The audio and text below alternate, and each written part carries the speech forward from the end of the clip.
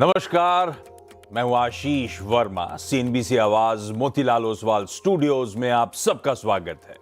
और आज दिन की शुरुआत आज के सबसे बड़ी खबर से करते हैं।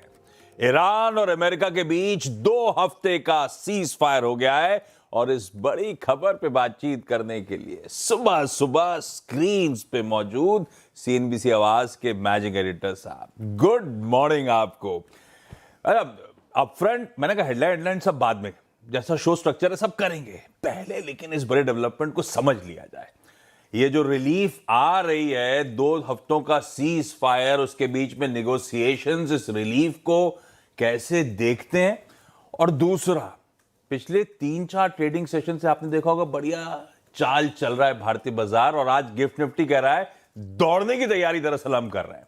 और सीएनबीसी आवाज पे आपको याद होगा लास्ट वीक थर्सडे को ये बोल्ड कॉल लिया गया था कि अब खरीदारी करने का ये बाजार है। जितनी गिरावट आनी थी मोटा मोटी शायद आ चुकी है, और थर्सडे से वो कन्विक्शन राइड कर रहा था। पिछले रोज सुबह जब चर्चा हो रही थी उसी की चर्चा हो रही थी, और आज देखिए वो कन्विक्शन कैसे आपको पे ऑफ करता हुआ नजर आएगा। Good morning. सबसे पहला वो डेवलपमेंट आज गिफ्ट निफ्टी, और मुझे वही रोज सुबह के कन्वर्सेशंस याद आ रहे थे। बिल्कुल, कितनी बड़ी रिलीफ और किस हद तक ये भाव पे प्ले आउट करती हुई आपको नजर आएगी। गुड मॉर्निंग आशीष। देखिए 22,182 से मार्केट ऑलरेडी, अगर आप देखें निफ्टी पर, हम अगर कल का निफ्टी दिखा दीजिए, 1000 पॉइंट हो गया। कल हम 123 पर बंद हुए हैं, तो मोटा मोटी आप मान के चलिए 900 पॉइंट, ठीक है ना। 22,200 से 23,100, 900 पॉइंट के करीब की रैली हो चुकी है। गिफ्ट निफ्टी 600 पॉइंट के करीब बता रहा है, तो 1500 पॉइंट। मेरा मानना यह है कि इसमें आप और 1000 से 1500 पॉइंट जोड़ दीजिए, और मुझे लग रहा है कि आज जो गिफ्ट निफ्टी 650 पॉइंट ऊपर दिखा रहा है, ये थोड़ा सा गलत है। और देखिए एक चीज़ मैं आपको बताऊं, हमने सबसे पहली बात तो खबर बता जाते हैं कि आई, और इसमें कहीं ना कहीं चाहे पाकिस्तान के थ्रू हुआ हो, लेकिन फैक्ट ये है कि एक सीज फायर अनाउंस हुआ है, 2 हफ्ते का सीज फायर। देखिए जब दोनों पार्टी, हमने क्या लगातार बात की थी, वॉर का खत्म ऐसे ही होता है जिसमें दोनों पार्टीज को ये लगे कि हमारा अपर हैंड रहा है। अब दोनों क्लेम कर सकेंगे, डोनाल्ड ट्रंप क्लेम कर सकेंगे कि मैं जीता हूं, ईरान क्लेम कर सकेगा कि मैं जीता हूं, और मीडिएटर्स क्लेम करेंगे कि हमने कराया है। तीनों खुश, सब कुछ खुश, वॉर ऐसे ही खत्म होती है। आजकल वॉर ऐसे नहीं खत्म होती कि आपने सब बर्बाद कर दिया। सब बर्बाद कर देंगे, सिर्फ जिनको करना होता है ना वो बोलते नहीं है। अगर बर्बाद करना होता तो कर चुके होते, ठीक है। तो एक चीज तो ये आप मान के चलें कि एक कहीं ना कहीं मार्केट को एक सेंस थी इस बात की। हमने एक हमेशा बात की है आशीष, इस चैनल पर हमेशा एक व्यू लिया गया है, और ये सीएनबीसी आवाज पर, क्योंकि हम रिटेल की बात करते हैं, हम कभी भी प्रिडिक्ट नहीं करेंगे मार्केट में। ना हमने टॉप प्रेडिक्ट किया था, ना हमने बॉटम प्रेडिक्ट किया, लेकिन अगर मार्केट आपको इंडिकेशन दे देगा, हम उसके बाद उस तरफ हो जाएंगे। जब मार्केट ने टॉप बनाया था, वॉर की बात हुई थी, उसके बाद में लगातार 22,000 तक का व्यू लिया था, वो प्ले आउट हुआ। 22,200 हमने शॉर्ट कवर कराए, हमने 22,500 600 पे शॉर्ट कवर करा दिए थे। उसके बाद कुछ लोगों को लगा भी किया 22,200 तक गया, 300 पॉइंट पहले कवर हो गया, अच्छी बात रही। उसके बाद लगातार लॉन्ग का व्यू था, थर्सडे से लगातार लॉन्ग का व्यू था। हाँ, ये बात जरूरी हुई थी कि अगर आप क्लोजिंग में लॉन्ग कैरी करें तो हेज जरूर करें, और मुझे उसमें कोई दिक्कत नहीं है, क्योंकि हेज करना जरूरी होता है अपने आप को ओवरनाइट, अगर कोई बड़ी डेवलपमेंट होनी हो तो। अब हम 650 पॉइंट ऊपर खुल रहे हैं गिफ्ट निफ्टी पर। मेरा मानना यह है कि आज स्क्रीन पर आपको 1000 पॉइंट ऊपर तो दिखना चाहिए। इशू क्या है, ऑलरेडी चली हुई मार्केट में आप गैप अप पे लेना चाहते हैं, नहीं लेना चाहते हैं। दूसरा तरीका क्या है इसका, अब आप स्टॉक स्पेसिफिक हो जाए। देखिए ब्रेंट क्रूड 95 पर आ गया, हमने 115 तक का लेवल देखा था।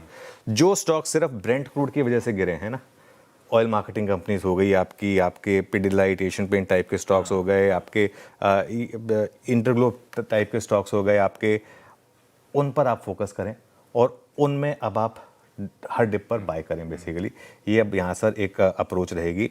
और एक चीज़ समझ लीजिए, यहाँ से ना एक लेसन भी मिला है आपको, कभी भी ना मार्केट में टॉप या बॉटम प्रिडिक्ट करने की कोशिश मत करिए, लेकिन एक बार मार्केट आपको साइन दे दे। साइन क्या होता है, मार्केट में टॉप बनता है जब खराब खबरों पे मार्केट चलना बंद कर दे, और बॉटम बनता है अच्छी खबरों पे मार्केट चलना बंद कर दे, और बॉटम तब बनता है जब खराब खबरों पर मार्केट गिरना बंद कर दे। पिछले 4 दिनों से मार्केट ने गिरना बंद कर दिया था। कल आपको याद होगा, हमने कल का निफ्टी रखिएगा, कल हमने एक सिंपल व्यू लिया था, 22,700 से 22,800 पे बाय करिए, 22,525 का स्टॉप लॉस लगा दीजिए। कल का लो 22,719 था, और वहां से वन वे रैली हुई, आप देखेंगे। चलिए ठीक है, आपने 800 पे भी लिया अगर मान लो, तो 300 सवा 300 पॉइंट दिए। और एक चीज हमने क्या कही थी कल, अगले हफ्ते के ऑप्शंस लीजिएगा, हाँ। कल के ऑप्शन मत लीजिएगा, अगले हफ्ते के ऑप्शन लीजिएगा, क्योंकि अगले हफ्ते के ऑप्शंस में अगर वो ट्रेड गलत भी पड़ी तो भी आपका लॉस कम होगा, लेकिन अगर वो ट्रेड आपके फेवर में रही तो पैसा ज़्यादा बनेगा। आज लॉटरी उन लोगों की लगेगी जिन्होंने कल वो अगले हफ्ते के ऑप्शंस लिए थे। लेकिन अभी भी मेरा ये मानना है कि इस मार्केट का टेक्सचर अब बाय ऑन डिप्स का रहेगा। अब देखिए, बहुत लोग कहेंगे कि फाइन प्रिंट क्या है, क्या होगा क्या नहीं होगा, वो सब बात है, बिल्कुल है। और 2 हफ्ते, अभी भी 2 हफ्ते का अगर देखें तो एक तरीके का सीज फायर ही है। लेकिन इंडिया पाकिस्तान का भी सीज फायर ही हुआ था। सीज फायर ही होता है, लड़ाई का मत जो खत्म होती है वो ऐसी ही होती है। अब उसके बाद क्या होगा, थोड़ी सी स्टेटमेंट्स आएंगी इधर उधर की, थोड़ा सा कभी ये आएगा, कभी डोनाल्ड ट्रंप फिर बीच बीच में भड़क जाएंगे, ये सब होगा। लेकिन अब जब मार्केट ने, मैं इसका सबसे बड़ा एग्जांपल था कल जब उन्होंने ये कहा कि पूरी सिविलाइजेशन खत्म हो जाएगी, ये हो जाएगा वो हो जाएगा, मार्केट हल्का सा गिरा। हाँ, 400-500 पॉइंट ज्यादा डाउन पैनिक ही नहीं था। पैनिक नहीं था मार्केट में। ना क्रूड ऊपर आ रहा था, ना गिफ्ट निफ्टी बहुत नीचे जा रहा था, 200 पॉइंट बस नीचे था। और उसके बाद ये आ गया, और अब एक बड़ा पॉजिटिव है मार्केट के लिए। और एक और चीज़ ऐड करना चाहूँगा यहाँ पर, हम वॉर की वजह से गिरे थे 24,800 से, 24,800 से 22,200, हम सिर्फ वॉर की वजह से आए थे। तो इस रैली का भी एक टारगेट बनता है इवेंचुअली 24,800 तक का। हमने 23,500 से 24,300 की बात की थी इस रन में, कि उस वहाँ पर इसको हम वापस रिविजिट करेंगे, और उसके बाद 24,800 जहाँ से वॉर की वजह से हम गिरना शुरू हुए वहाँ तक जाएंगे। हम जो 26,400 से 24,800 तक आए थे वो हम अपने कर्मों की वजह से आए थे, यस, है ना। वो हमारे खुद के जो कर्म थे उनकी वजह से आए थे हम। एफआई की सेलिंग है, अर्निंग्स का इम्पैक्ट है, जो भी है वो, तो वहाँ जाने में भी टाइम लगेगा। इस चीज़ को समझ लीजिए। ये बात मैंने कल भी कही थी कि ऐसा नहीं कि बस यहाँ मार्केट यहाँ से वापस ऑल टाइम हाई हो जाएगा, लेकिन स्मॉल कैप और मिड कैप, स्मॉल कैप और मिड कैप, बस इनमें फोकस। पिछले 4-5 दिन से मार्केट ब्रेड पॉजिटिव थी। स्मार्ट मनी जिन्होंने अपना पैसा बचाया था इस पूरे मार्च में, उस कार्नेज से दूर रहकर उन्होंने पैसा लगाना शुरू किया था, क्योंकि उनके पास अब हिम्मत थी पैसा लगाने की, स्टॉक्स अट्रैक्टिव हो गए थे। और आज मुझे इस चीज़ की, एक चीज़ की खुशी है, अब इतने बड़े गैप अप के बाद मार्केट क्या करेगा क्या नहीं करेगा, कुछ देर में थोड़ा अपना और रिसर्च करेंगे तो 8 बजे के शो में पूरे डिटेल में बताएंगे। लेकिन एक आखिरी कमेंट मेरी तरफ से, अब मार्केट में आपका व्यू ये होना चाहिए कि कहाँ खरीदारी करनी, बाय ऑन डिप्स कहाँ करना है। अगर इंडेक्स नहीं कर सकते तो स्टॉक पे फोकस कर लीजिए। ब्यूटीफुल। ये बढ़िया सी अपफ्रंट कमेंट्री। 8 बजे वापस रिपैच करेंगे तो और डिटेल में सारी बातचीत होगी, और जब तब जोड़ेंगे ना, तब क्या बातचीत हुई थी इस प्लेटफॉर्म पे, इस चैनल पे थर्सडे ऑनवर्ड्स, जब वो बढ़िया तेजी को पकड़ना हमने शुरू करा था, सब मैप करके देंगे आपको। लेकिन चलिए, आज सुबह के शो की शुरुआत, आगाज तो हो गई बढ़िया सी अपफ्रंट कमेंट्री के साथ। अब लेकर आता हूं आज की टॉप हेडलाइंस।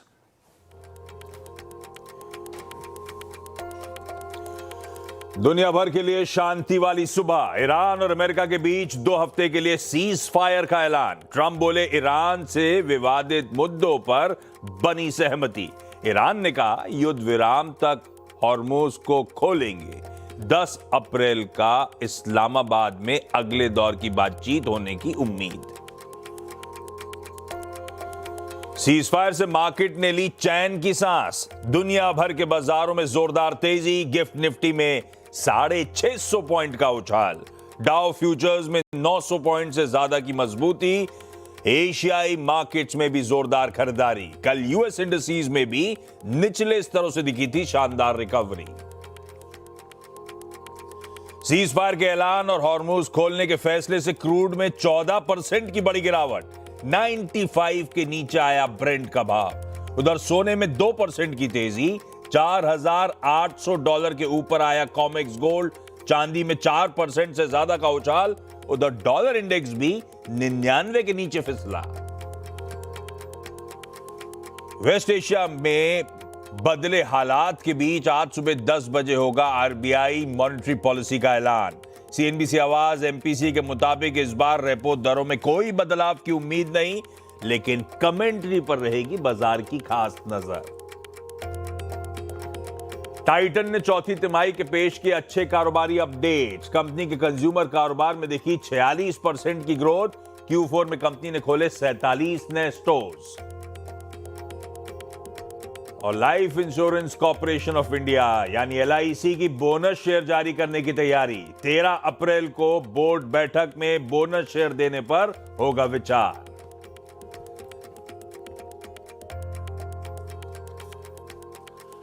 चलिए, वेडनेसडे की सुबह इस हफ्ते का मिड पॉइंट है, 2 वीकली एक्सपायरीज के बीच का इंपॉर्टेंट सैंडविच सेशन है और आम तौर पे ये सैंडविच सेशन ट्रेंडिंग डे के तौर पे नजर आता है।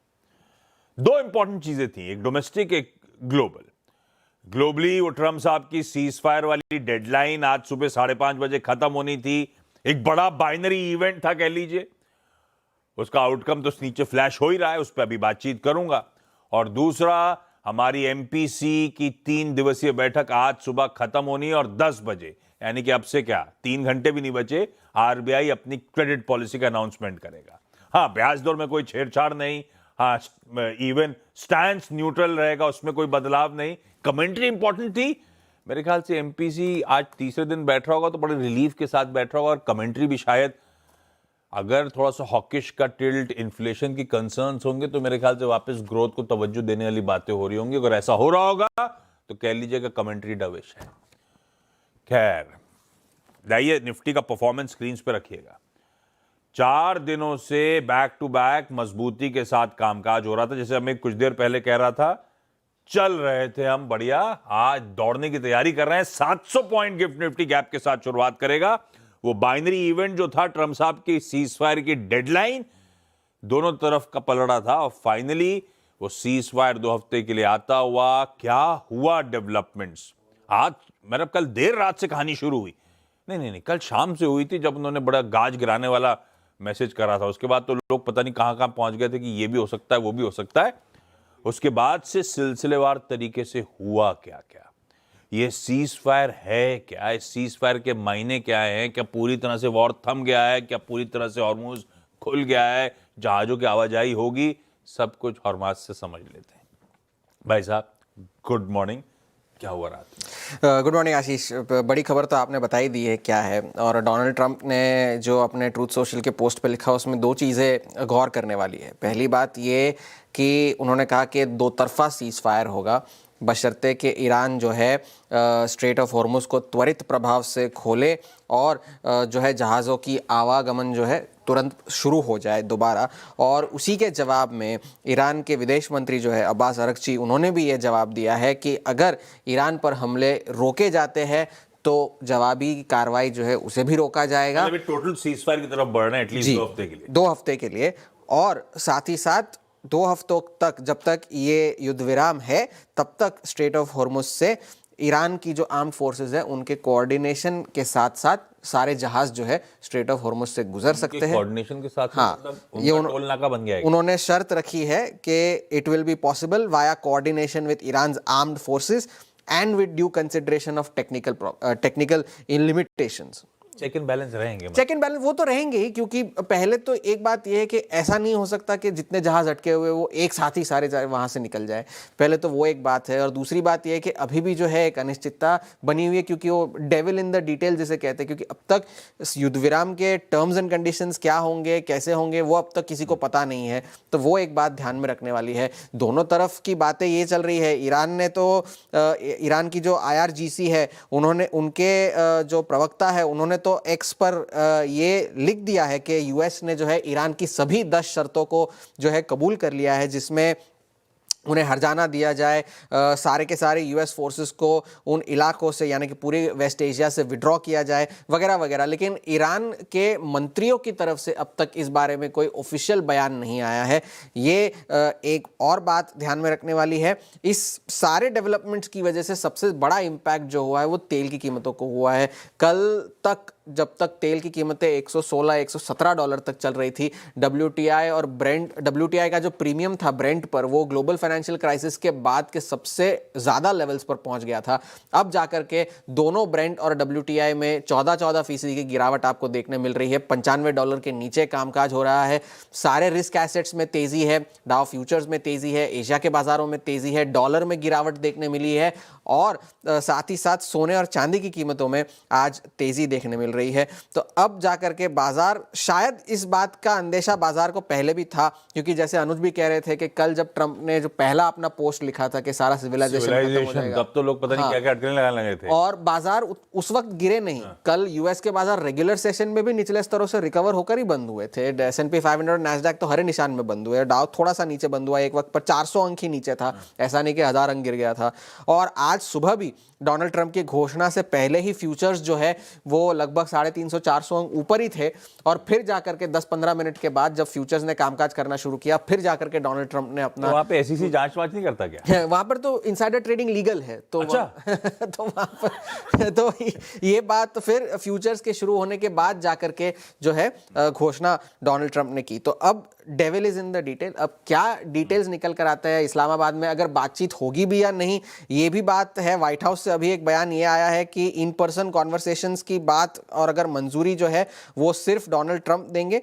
देयर आर डिस्कशंस, मतलब वो क्योंकि पाकिस्तान के PM का ट्वीट कहता है कि 10 को इनवाइट करा है, दोनों को इस्लामाबाद में न्योता दिया है, न्योता मंजूर नहीं हुआ है, क्योंकि व्हाइट हाउस ने भी ये कहा है कि discussions about in person talks but nothing is final until announced by the president और व्हाइट हाउस। पाकिस्तान के PM का पहले ड्राफ्ट ट्वीट आता है, फिर ट्वीट आता है, खूब अटकल का बाजार गर्म था, और ड्राफ्ट के ऊपर लिखा भी हुआ था ड्राफ्ट फॉर पाकिस्तान PM। उनकी खुद की टीम बनाती तो ऐसा तो नहीं लिखती। ये टाको वाला मामला है क्या? आपको एक फैक्ट बताऊं, पहला टाको जो हुआ था 90 दिन का मतलब pause, Trump always chickens out.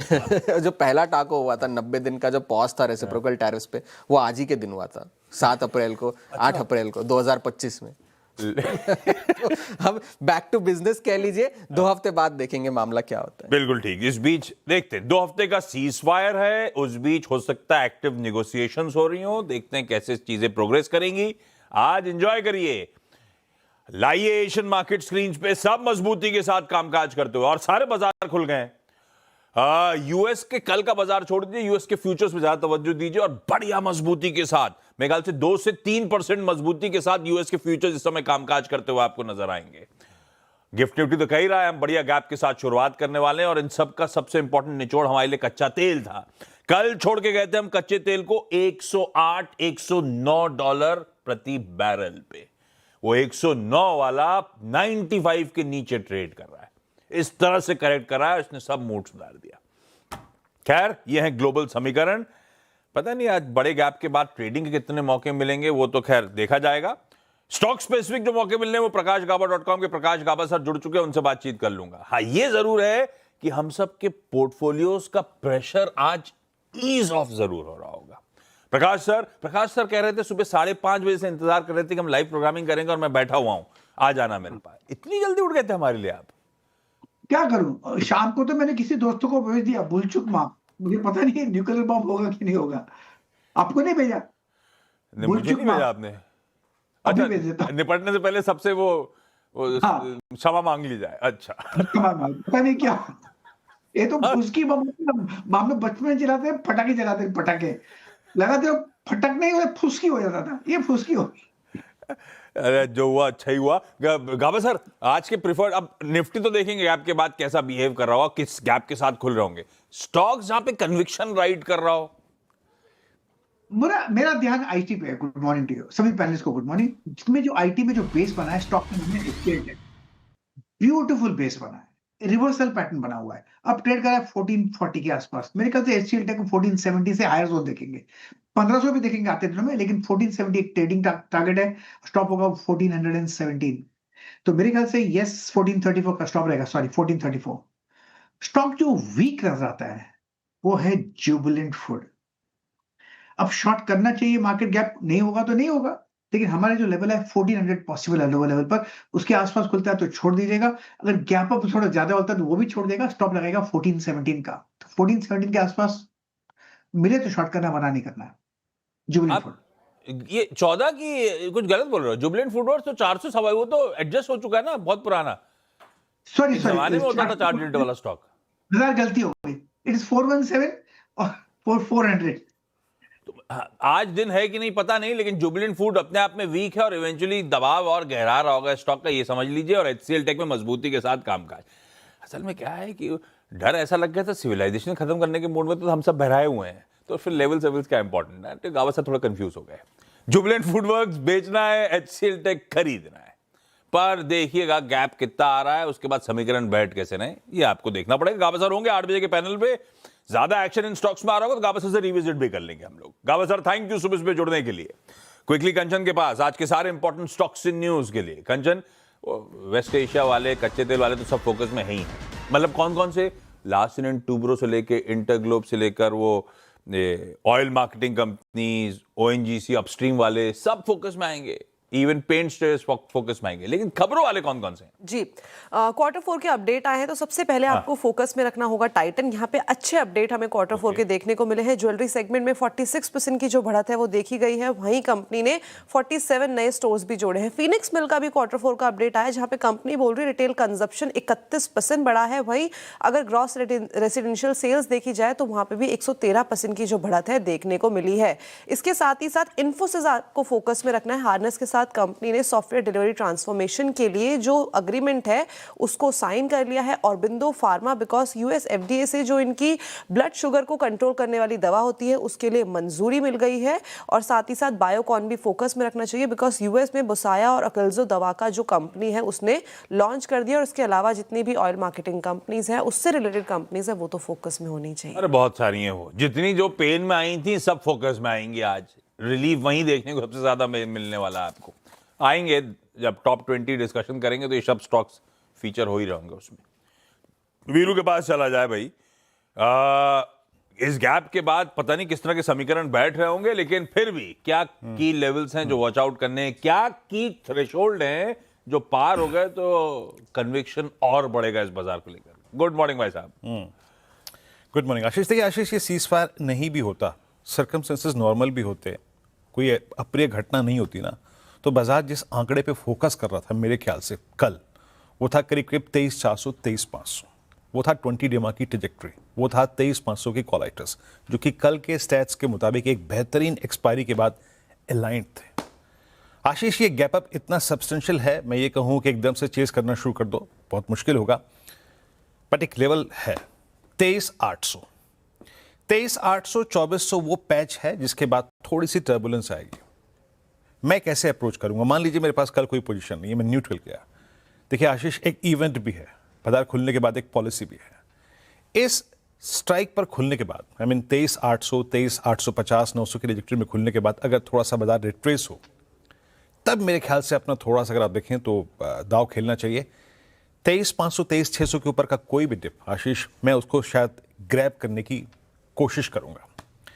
23,500 23,650 के ऊपर का कोई डिप अगर आपको मिले तो प्लीज उसको कैप्चर करने की कोशिश कीजिएगा। जैसे शुरुआत में अनुज ने भी टिप्पणी करी कि ये गैप अप इतना सब्सटेंशियल नहीं है कि हम बिल्कुल ही बाजार को छोड़ दें।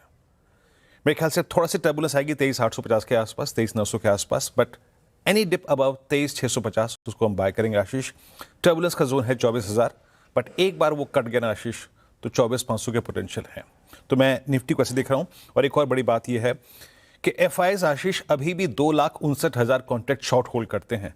कल पहली बार जब 10 डेमा के ऊपर क्लोज आया तो एफआईज ने अपने शॉर्ट को कवर किया, निफ्टी को बाय किया। तो सारा का सारा ध्यान केंद्रित करिएगा आप एज ऑफ नाउ निफ्टी पर। रही बात निफ्टी बैंक की आशीष, मेरे ख्याल से एक इवेंट है, लेट्स सी इवेंट कैसे प्ले आउट करता है। इस सीजफायर के बाद आरबीआई की टिप्पणी क्या होती है।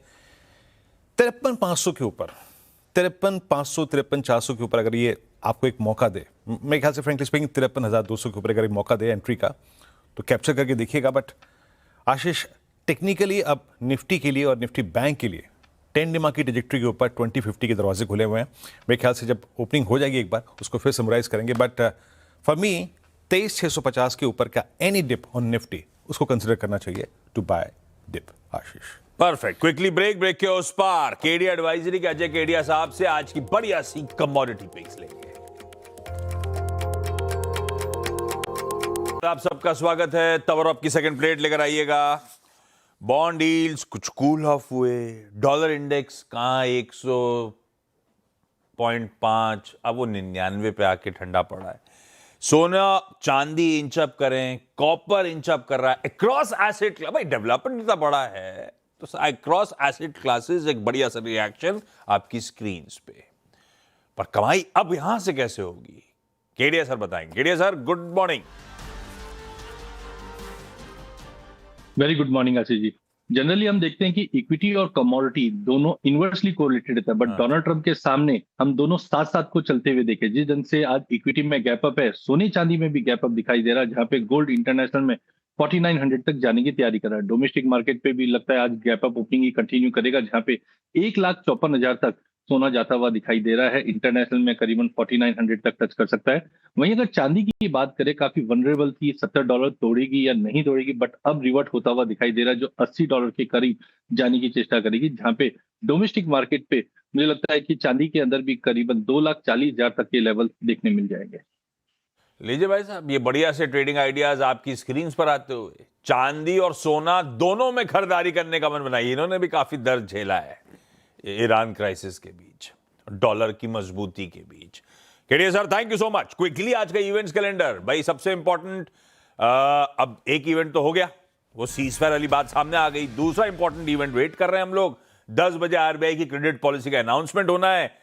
कोई एक्सपेक्टेशन नहीं थी ब्याज दरों में छेड़छाड़ की, कोई एक्सपेक्टेशन नहीं थी स्टांस में बदलाव की। न्यूट्रल रहना था, ब्याज दरें में स्टेटस को रहना था। कमेंट्री को लेकर कंसर्न्स थे।